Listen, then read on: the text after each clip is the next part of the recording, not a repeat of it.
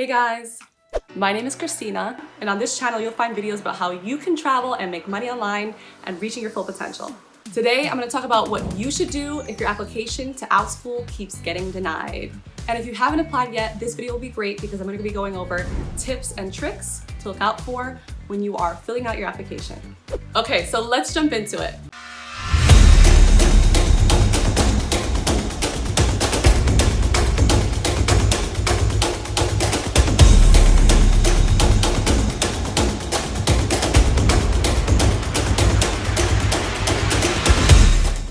Okay, so the first thing you should know is yes, you can apply again. As of now, we're in June 2020. You can apply again to Outschool if your application does get declined.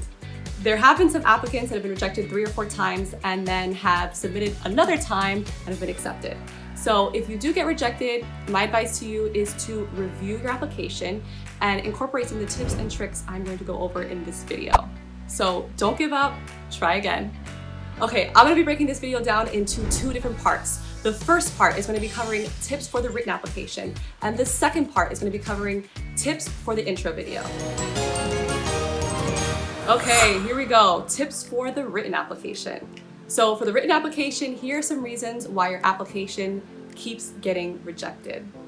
Okay, so the first thing you wanna ask yourself is, how did you organize your application? Make sure it's clear, easy to read, and formatted correctly.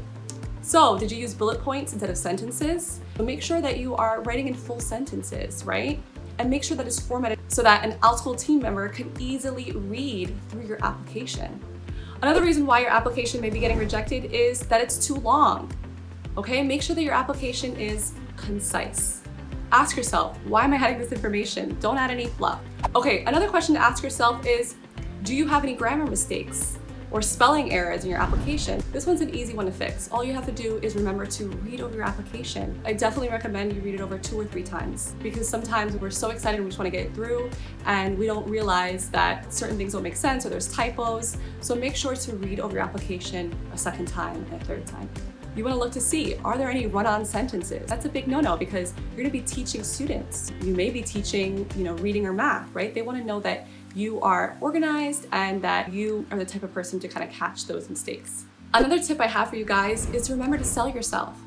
Remember, this is a job application, right? There are tons of other people applying. Remember to sell yourself. So what do I mean by that exactly? Outschool really wants to know 3 things about you when it comes to the written application. I do want to say quickly that as an Outschool teacher that's gone through the process, this is what I think will help you strengthen your application. And it's also based on a lot of the things that Outschool says within their application. They explicitly state some of these things. Okay, so the first thing Outschool wants to know about you is your experience with teaching. Now, let me clarify something. You do not need to have previous teaching experience to teach on Outschool. Just so you know. They themselves say that on the application. But it's helpful for them to know about any kind of teaching experience or any kind of transferable skills that will show them that you can handle teaching kids in the classroom. So if you are a traditional teacher or work at a school, that's great, share that. If you don't work at a school, that's totally fine. And share experiences like the fact that you were a tutor, or that you were a Girl Scout or a Boy Scout leader, or that you were a camp counselor, or a Sunday school teacher. Maybe you taught an art class, or you led a training of some sort. Maybe you were a yoga teacher, or even a nanny, and you were responsible with helping children with their homework every single day after school. All of that would be great to include in your application. When you write about this, they want you to be specific with the year that you did it, subjects, age of learners, any context around this experience. So be specific, but also remember to be concise. Okay, so the second thing they want shining through is they want to know about the topics you're passionate about. So if you're having trouble thinking about what you're passionate about or what you want to teach about, I want you to think about a few things. First of all, what do you like to do? And if nothing comes to mind, I want you to think about what are the things that people, family, friends come to you for advice about, right? What are you known for in your friendship circles or in your family?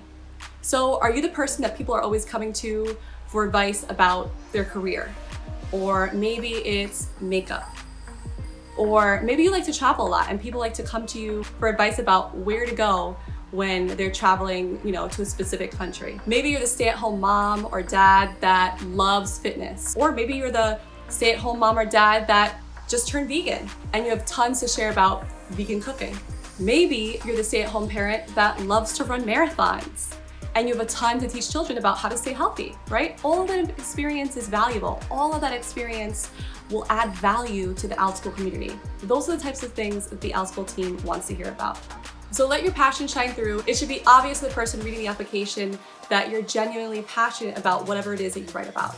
Okay, the third thing they're gonna ask you about is your background, as in your degrees, any sort of relevant background experience that you have, any sort of certifications. They could be teaching certifications, and they don't mind if they're expired, they wanna know about them anyway. Remember to treat it like an interview, right? What value can you add to the Outschool community? What value can you add to a child's life? Take the time to sell yourself. Okay, so now it's time for us to get into the tips for the intro video. So your intro video should be between 30 and 90 seconds. In your intro video, you're gonna be introducing yourself, describing your teaching background and your interests. You wanna make sure that you're filming in a professional setting, like a home office. And by professional, I mean, you wanna have a wall behind you like I have right now. And ideally, you would have an educational background. So you can put things up there like your name, you can put, I've seen world maps behind people, that's what I have usually. You wanna make sure it looks like an educational environment, make it look like a mini classroom. Now, if you're a teacher for another platform, like VIP Kid, for example, you wanna make sure not to have any of the logos of any other company in your background. So just be mindful of that because you are applying for another company, so it's not really a good look to have another logo, for another company. Some things you don't want to do or some places you don't want to film is, for example, your bedroom. So, for example, not a good idea to actually film the video while you're sitting on a bed. Try to make it look as professional as possible. Okay, audio is another very important thing to think about when you're filming your video. So you want to make sure that, number one, you're clearly heard, right? Your voice should be very clear and easy to understand. And there should be no background noise, okay? You want it to sound professional, right? It's not great if you hear a baby crying or a dog barking in the background. Think of it this way, if you were having a phone interview, it would be inappropriate to, have your husband talking to you in the background or your wife talking to you in the background, or, having a side conversation with your children. So just make sure that no one's kind of talking to you in the background, there's no background noise, and you have complete silence so that all that they can hear is your amazing voice. Okay, lighting is another thing to think about when you're filming your intro video. So you wanna make sure that your face is clearly lit, right? There's no shadows on your face, you're not a dark figure. In order to avoid being like a dark figure, you wanna make sure you're not backlit, so there's not light coming from behind you, right? Because then you'll look really dark. So ideally, it would be really nice if in your home office, you had like light on you, on your face, right? If you were in front of a window, that would be really nice. But if not, you can also get a ring light or just have a light in front of you while you're filming the video. And I'll link some of my equipment that I use down in the description box below for you to check out on Amazon. And just think of it this way, it is an investment for your classroom. If you don't have a lamp or a ring light right now, just buy it because it's going to be helpful when you actually do teach classes, right? You want to make sure you have good lighting. It's going to affect your reviews. So if you get it once, you don't have to worry about it anymore. Okay, another thing you want to make sure you're doing is you want to make sure you are clearly showing your face. Now I know I talked a little bit about this with lighting, but make sure that your face is in the majority of the video. It is okay to go ahead and show them your background space, but the way that I would do it is literally just by showing them your background with you in it. That's how I would recommend doing it. When you're doing the video, make sure to dress, semi-professionally. You don't have to go crazy. Just a plain shirt that is somewhat conservative, covering up any tattoos or piercings, things like that, things that you would do during a normal interview. For the intro video, make sure you're speaking clearly and in an engaging way. If you're not sure what you're gonna say, make sure to plan it out beforehand. Don't just wing it, right? Just plan what you're gonna say, think about it, think through it. Don't go crazy, okay? Don't spend, days and days creating this video. But on the other hand, make sure you do plan it out a bit so you're not just caught off guard when you're filming and you're not unsure of what to say.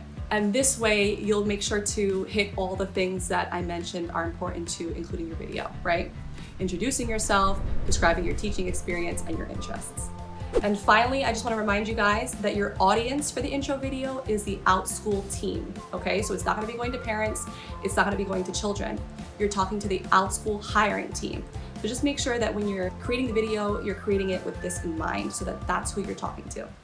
Okay, hope this was helpful. If you're interested in applying to Outschool and you don't have a referring teacher, feel free to email me. I'll leave my email below. Make sure to subscribe and hit that bell notification just so that you don't miss any other videos about the Outschool application process coming up. And I'll see you guys in the next video.